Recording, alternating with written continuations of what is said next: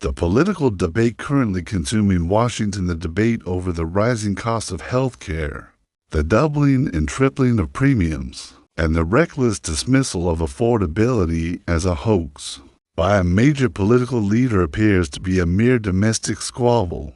It is not. This debate, in its sheer intensity and its demonstration of an absolute failure of governance, is the most crucial geopolitical signal America has sent to the world in a decade. It tells Beijing, it tells Moscow, and it tells our uneasy allies in Europe that the American state is losing its internal cohesion. It is sacrificing its social contract for the sake of short-term, partisan political maneuvering. A nation that cannot secure the health of its own citizens is a nation that has lost the moral and political authority to lead the world. This is the social catastrophe that precedes the strategic collapse. We must analyze this domestic failure not as a matter of political campaigning, but as the inevitable process of hegemonic decline, the assertion that the economic struggle of the American citizen, the crushing burden of medical debt, the choice between life-saving care and solvency as a hoax is not simply a political lie. It is an act of governance malfeasance. Governance, at its highest level, is the art of maintaining the social contract, the unspoken agreement between the state and its people that ensures fundamental stability. When the price of maintaining one's health becomes a source of systemic bankruptcy, and when the leadership of the state actively denies the existence of that suffering, the contract is broken. The first and most immediate cost of this failure is the destruction of internal cohesion. When citizens in red states and blue states alike see their premiums double and their access to care vanish, the natural result is not political disagreement, but profound social cynicism. This is a strategic liability. A great power must project an image of internal strength, unity, and resilience. But what are we projecting now? We are projecting an image of a nation tearing itself apart over basic, existential necessities. The soldier's doubt. When a young man or woman enlists to defend American interests abroad, they do so with the implicit trust that their family at home will be cared for. When they see a nation that cannot provide basic health stability to a farmer in Iowa or a recovering patient in a red state, that internal trust, the moral mode of the fighting force, is eroded. The innovator's hesitation. The system requires entrepreneurs to take risks, to start businesses, to innovate. Yet, as the farmer in Iowa noted, the fear of losing essential health coverage compels individuals to cling to established, but perhaps stagnant, jobs. The high cost of premiums is a tax on innovation and a self-imposed barrier to economic dynamism. We are actively suppressing the very economic engine that underpins our global power. The great powers of history, the Roman, the Ottoman, the British empires, did not fall on the battlefield first. They fell when their domestic populations lost faith in the system's ability to protect their well-being. The current healthcare crisis is a visible, measurable metric of that erosion of faith. The political leader who calls affordability a hoax is operating on a fictional balance sheet. They are asserting that the nation's political health can be maintained while its citizens are in financial distress. This is the definition of intellectual arrogance and strategic blindness. The financial distress of American families is not an isolated problem. It is a contingent liability on the national accounts. Every home bankrupted by a medical bill, every small business closed due to exorbitant premiums, is a loss of national productivity and a failure of capital preservation. The cost of a dysfunctional healthcare system is a perpetual drag on GDP, a guaranteed source of social unrest, and a direct threat to the fiscal solvency of the nation. To deny this is to engage in a delusion that our adversaries, who plan on a 20-year timescale, will not hesitate to exploit. They see not a vibrant democracy, but a vulnerable, fractured market ripe for destabilization. The transition from a domestic policy debate to a geopolitical crisis occurs when a great power's internal weaknesses are perceived by its rivals as strategic opportunities. When a nation is consumed by internal existential disputes, it must divert its focus, its resources, and its leadership attention away from the demands of the global system. This creates a strategic vacuum. Observe the capitals of our primary geopolitical rivals, Beijing and Moscow. They are not focused on the specifics of the Affordable Care Act's tax credits. They are focused on the signal of institutional weakness that this debate conveys. What they see is a nation paralyzed by a basic social issue. They see a political system so dysfunctional that it cannot agree on whether its own citizens are being financially ruined. This is a profound betrayal of strategic credibility. To China. China seeks to demonstrate the superiority of its model, the model of state-directed coherence and efficiency over the perceived chaos and selfishness of Western democracy. When the U.S. cannot provide basic healthcare stability, China's narrative that their system is better at delivering welfare and stability gains tremendous credence among the developing nations whose support is crucial. In the emerging multipolar world. To Russia. Russia seeks to amplify the perception that American society is fundamentally divided and weak. Every moment the U.S. Congress spends fighting over a hoax is a moment they are not dedicating to strengthening the strategic alignment against Moscow's ambitions. In Eastern Europe, the crisis over premiums is a massive diversion of intellectual and political capital, exactly what an adversary seeks.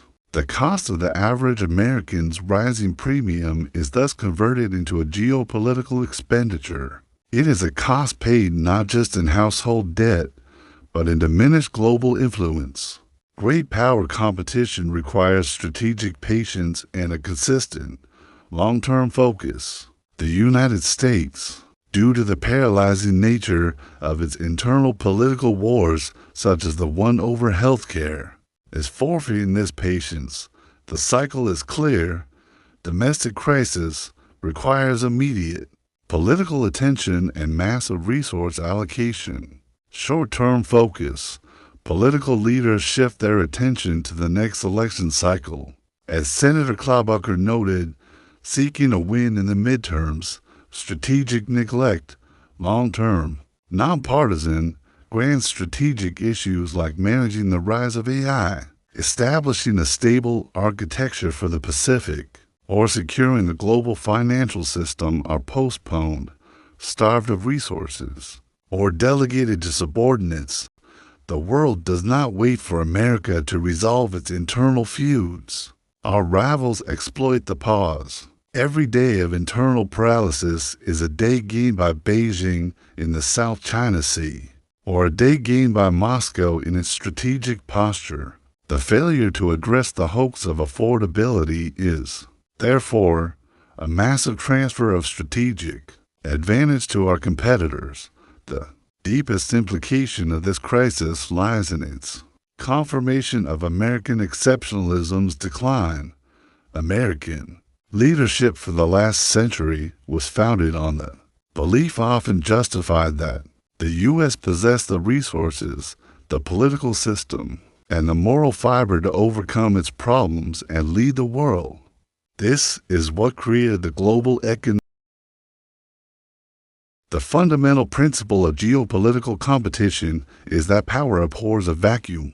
When a dominant state is consumed by internal paralysis such as the endless existential conflict over healthcare, it must, by necessity, divert its focus and resources inward. This diversion creates a strategic vacuum in the global arena.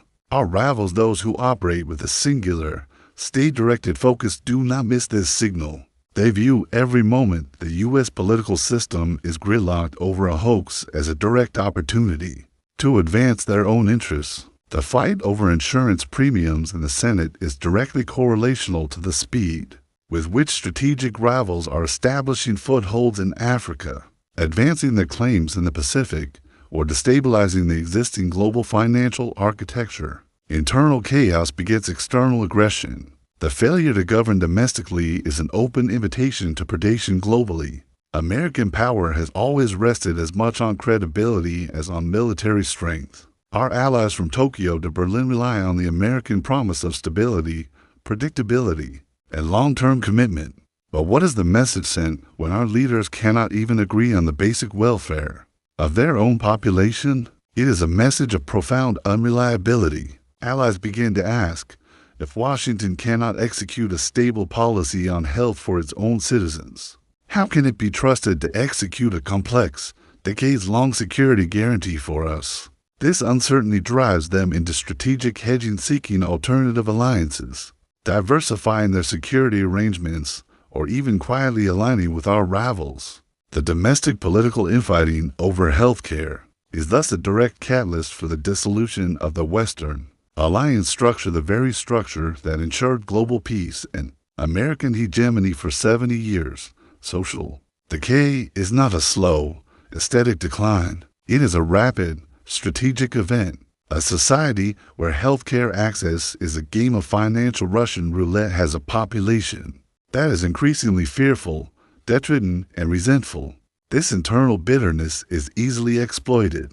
Foreign adversaries possess sophisticated tools of information warfare, designed precisely to amplify these internal fractures. They do not need to invent flaws. They only need to illuminate the reality that the political class is failing its own people. Every story of a ruined family is fodder for propaganda aimed at undermining faith in the democratic model globally. The failure to fix the healthcare system transforms a domestic policy problem into a weapon of mass disinformation wielded by our rivals. The crisis reveals the greatest structural weakness of the current American system, the tyranny of the short-term electoral cycle.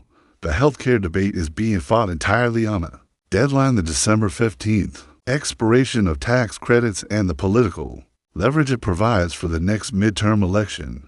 This compresses all strategic thinking into a 2-year window. Grand strategy, however, requires a sustained, nonpartisan vision lasting 20 or 50 years. A nation whose governing class is perpetually distracted by the tactical advantage of the next election cannot manage the rise of China, the restructuring of the global energy architecture, or the long-term threat of climate instability by prioritizing the fleeting, tactical advantage of the healthcare skirmish. The political class is actively sacrificing the long-term strategic viability of the nation. The lessons of history are seldom subtle. The great imperial powers that receded from the global stage from Spain in the 17th century to Great Britain in the mid-20th did so after demonstrating a prolonged inability to manage internal structural pressures. They expanded their external commitments while neglecting the social mode, the health, education, and economic stability of their core population. The inability to provide universal, affordable healthcare in the richest nation on earth is a stark historical marker. It signifies a profound misallocation of national capital and a failure of fiduciary duty to the American populace. Future historians will point to this period as the moment the American political system became so sclerotic, so consumed by internal division, that it willingly accepted its own hegemonic decline. We are left with an inescapable conclusion. The crisis over affordability is not merely a policy debate. It is a referendum on American viability. The world does not require American perfection, but it does require American coherence and reliability. The failure to solve this basic issue of internal stability confirms to the world that the American century is drawing to a close. Not with a bang, but with the quiet, devastating sound of 1 million families going bankrupt over an illness. The choice facing Washington is stark: muster the political will to repair the social contract and restore the nation's strategic credibility, or continue down the path of partisan denial and accelerate the advent of a chaotic, multipolar world order defined by unpredictability and systemic collapse.